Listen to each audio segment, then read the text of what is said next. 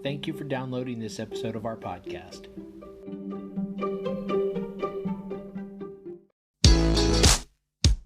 Hi, and welcome to the podcast for Solomon Staircase Masonic Lodge number 357, where we talk about all things related with Freemasonry, including Hermetic teachings, philosophy, reason, spirituality, and much more. We're located in Buena Park, Southern California. Tune in as we continue to update our podcast with informative talks and articles for Masons worldwide and those who would like to inquire within.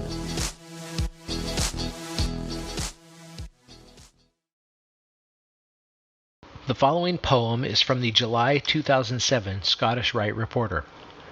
The Badge of a Mason, the Lambskin Apron. Author unknown. It is not ornamental, its cost is not great. There are things far more useful, yet truly I state, that of all my possessions none can compare with the white leather apron that all Masons wear. As a young lad I wondered just what it all meant, when Dad hustled around and so much time was spent, in shaving and dressing and looking just right, until Mother would say, "It's the Masons tonight." Sometimes Mother would say, "Dad, what makes you go way up there tonight through the sleet and the snow? You see the same things each night of the year." And then Dad would say, "Yes, I know, my dear. Each time I see the same things, it is true. Though they be old, they always seem new. For each hand that I clasp, each friend that I greet, seem just a little closer each time that we meet." Years later I stood at that very same door, with good men and true who had entered before.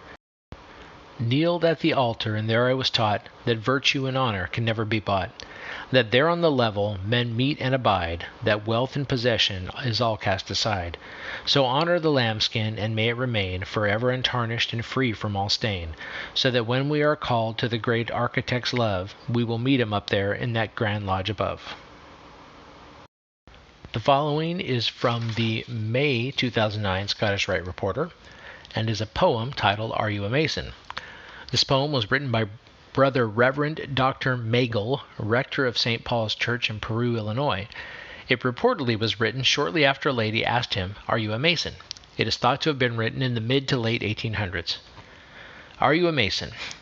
I am one of a band who will faithfully stand in the bonds of affection and love. I have knocked at the door, once wretched and poor, and there for admission I stood. By the help of a friend whose assistance did lend, I succeeded in entrance to gain. Was received in the West by command from the East, but not without feeling some pain. Here my conscience was taught with a moral quite fraught with sentiments hold and true. The onward I traveled to have it unraveled what Hiram intended to do. Very soon to the East I made my request, and light by command did attend, when lo I perceived in due form revealed a master and brother and friend. For the widow distressed there's a cord in my breast, for the helpless and orphan I feel, and my sword I could draw to maintain the pure law which the duties of a Mason reveal. Thus have I revealed, yes, wisely concealed, what the free and accepted will know. I am one of a band who will faithfully stand as a brother wherever I go. The following poem, not article, but poem, is from the May 2008 Scottish Rite Reporter. Thoughts of a Mason's Wife by Brother Roy Haber, Jr., 32nd degree, Wise Master. How many wives of Masons have ever given much thought to the wonderful biblical lessons that Masonry has taught? Have you asked yourself this question when you sit alone at night? While hubby is away at lodge, is my reasoning straight and right? I know the nights are lonely and long, but this question comes to me. If my husband weren't a Mason, what kind of man would he be? I know nothing of their secret work, but this much I understand, that the lessons taught in Masonry have made a better man. So ask yourself this question, which has always come to me. If my husband weren't a Mason, what kind of man would he be? They call us Masonic widows. I've been one for many a year. I've spoken my piece on lonely nights and berated my hubby dear. But then again I regret my words, and with wisdom try to see, if my husband weren't a Mason, what kind of man would he be? So I try to be a patient wife, as alone I meditate, and I see his point as he leaves for lodge, with these words, "I won't be late." Some say that men make Masonry, and this I understand, but deep in my heart I still maintain that Masonry makes the man.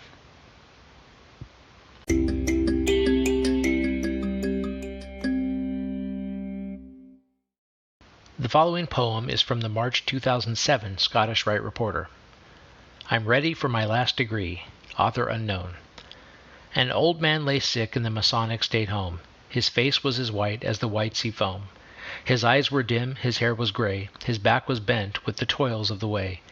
He unflatteringly spoke, and I heard him say, "I'm ready for my last degree. I've come to the end of that level of time that leads us all to that grand lodge sublime, from whose sacred form none ever returns. More light in masonry there I shall learn. By an altar where light evermore burns, I'm ready for my last degree." With the apprentice's gauge I divided my time, and this I have found amidst life's great turmoil: time for work, for worship, and rest from my toil. My wages are due in corn, wine, and oil. I'm ready for my last degree. Each day from life's quarries I've hewn out a stone. With the gavel I've shaped them each one alone, and shipped them alone beyond that bright stand, to build me a house in that bright better land, a spiritual house not made by hands. I'm ready for my last degree. I've squared each stone by the virtue square, and plumbed them all true as I shipped them there. With the compass I've measured the master's designs, and kept in due bounds with his points and his lines. My blueprints are folded, I've answered his signs. I'm ready for my last degree. A few minutes later the old man was dead, and I fancy I could see his soul as it fled upward and onward to that great door, where he gave his alarm, and a voice did implore. The old man made answer with these words once more: "I'm ready for my last degree." That night in a lodge, free from strife and storm, he took his last degree, his last in due form. So may I live as to build day by day a spiritual house in that land far away. So when I meet my Grand Master, I truly can say, I'm ready for my last degree. The Palace by Rudyard Kipling.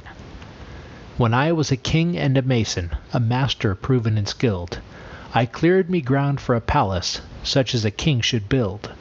I decreed and dug down to my levels, presently under the silt, I came on the wreck of a palace, such as a king had built. There was no worth in the fashion, there was no wit in the plan. Hither and thither aimless the ruined footings ran. Masonry, brute, mishandled, but carven on every stone. After me cometh a builder, tell him I too have known. Swift to my use in my trenches, where my well-planned groundworks grew, I tumbled his quoins in his ashlars, and cut and rest them anew. Lime I milled off his marbles, burned it, slaked it, and spread, taking and leaving at pleasure the gifts of the humble dead. Yet I despised not nor gloried, yet as we wrenched them apart, I read in the raised foundation the heart of that builder's heart.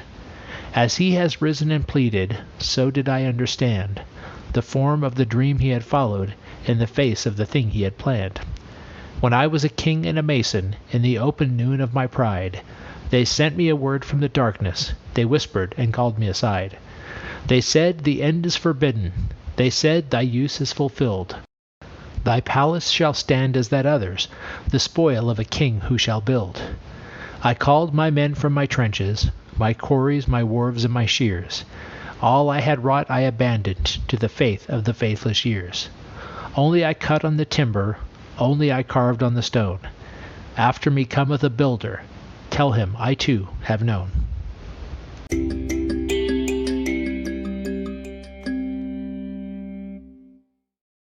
We Are Two Brothers by H. L. Haywood. Give me your hand, you are rich, I am poor. Your wealth is your power, and by it you tread a wide open path, where for me is a door that is locked, and before it are worry and dread. We are sundered, are we, as two men can be, but we are two brothers in Freemasonry. So give me your hand. Give me your hand, you are great, I'm unknown. You travel with a permanent fame. I go on my way, unlauded, alone, with hardly a man to hear of my name. We are sundered, are we, as two men can be, but we are two brothers in Freemasonry. So give me your hand. Give me your hand, you are old, I am young. The years in your heart their wisdom have sown. But knowledge speaks not of my faltering tongue, and small in the wisdom I claim as my own. We are sundered, are we, as two men can be, but we are two brothers in Freemasonry. So give me your hand. The Temple, What Makes It of Worth by Edgar Allan Guest. You may delve down to rock for your foundation piers. You may go with your steel to the sky.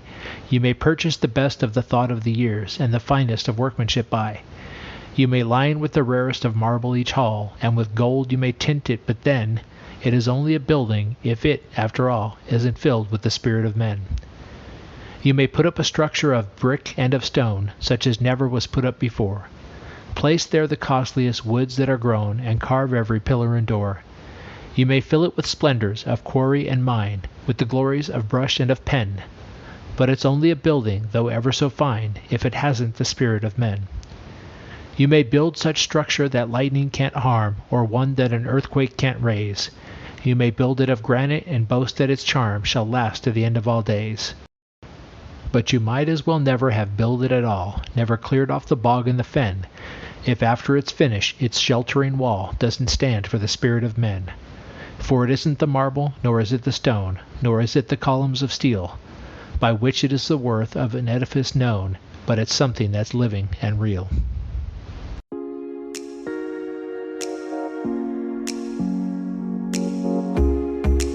Thank you for listening.